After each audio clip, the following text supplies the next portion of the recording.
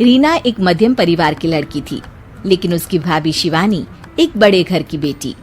शिवानी की शादी अभिषेक से लव मैरिज थी। अरे भाभी, ये कितना अच्छा सूट पहना है आपने। काश ऐसा मैं भी पहन पाती। अरे क्यों नहीं रीना, वैसे भी तुम्हारा और मेरा नाप तो एक ही है, जब मन करे पहन लेना। भाभी, आपको आपके पापा ने कितने अच्छे कपड़े गहने दिए हैं। मैं उनकी इकलौती बेटी जो हूँ। बेटी तो मैं भी इकलौती हूँ, लेकिन क्या करे, पापा है नहीं, पता नहीं कैसे होगी मेरी शादी। तभी वहाँ शिवानी की सास आ जाती है। अरे क्यों नहीं करेगा भाई तेरी शादी धूमधाम से, आखिर जिम्मेदारी है तो उसकी। और वो दिन भी आ जाता है जब रीना की शादी तय हो जाती है।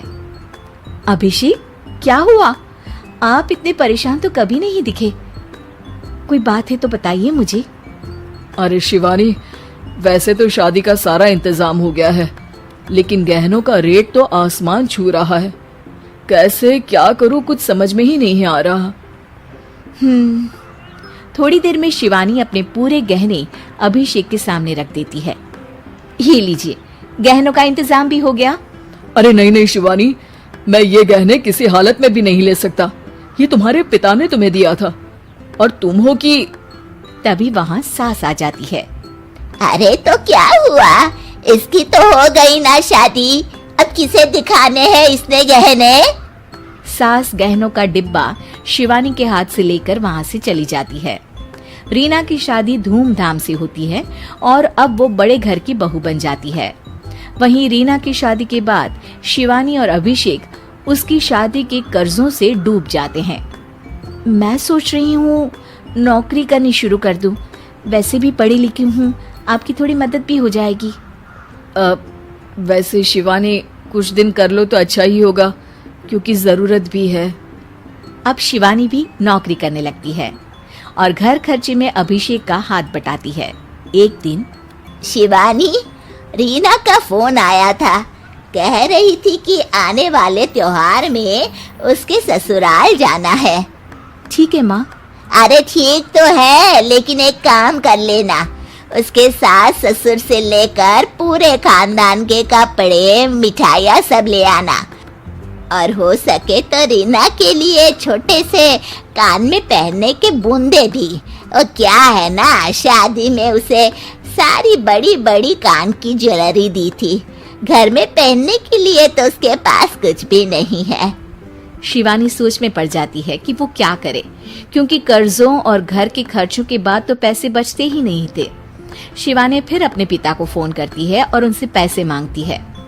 देखो शिवानी, मैंने तुम्हें शादी के वक्त ही मना किया था कि ऐसे घर में शादी करनी ही नहीं चाहिए। अरे अभिषेक को शर्म आनी चाहिए जो ससुराल से पैसे मंगवा रहा है। शिवानी को पिता की बात पर गुस्सा आ जाता है। आप मेरे पिताजी हैं और मैं परेशान थी, इसलिए आपसे मदद की उम्मीद की पापा। अभिषेक को तो पता भी नहीं है कि मैंने आपसे पैसे मांगे हैं। शिवानी सोचती है कि वो अभिषेक से बात करे, लेकिन फिर उसे लगता है कि वो टेंशन ले लेगा। तभी शिवानी की नजर हाथ के कंगन पर पड़ती है, सीधे बाजार जाती है और उसे बेचकर ननद के घर ले जाने का सारा सामान लेकर आती है और सास के सामने रख देती है। हाँ ठीक है, लेकिन फल थोड़े और अच्छी क्वालिटी के होने चाहिए थे। शिवानी कुछ नहीं कहती, वहाँ से चली जाती है। एक दिन शिवानी, रीना का फोन आया था, बहुत रो रही थी। क्यों माँ, क्या हुआ? सब ठीक तो है ना उसके ससुराल में? अरे तूने तो उसकी नाक ही कटवा दी। अब मैंने क्या कर दिया माँ? कह रही थी कि बड़े घर की बहू है भाभी, जो कपड़े दिए वो ब्रांडेड भी नहीं थे। तू तो जानती है ना उन लोगों का पहनावा कितना अच्छा है। तू तो मेरी बेटी का भला कभी सोचती नहीं। आए भगवान, अरे बड़े घर की बहू है, इसी बात की जलन है ना तुझे, लेकिन याद रख मेरी बेटी का सोचने के लिए भगवान है, तुम लोग कभी उसका बुरा नहीं कर पाओगे।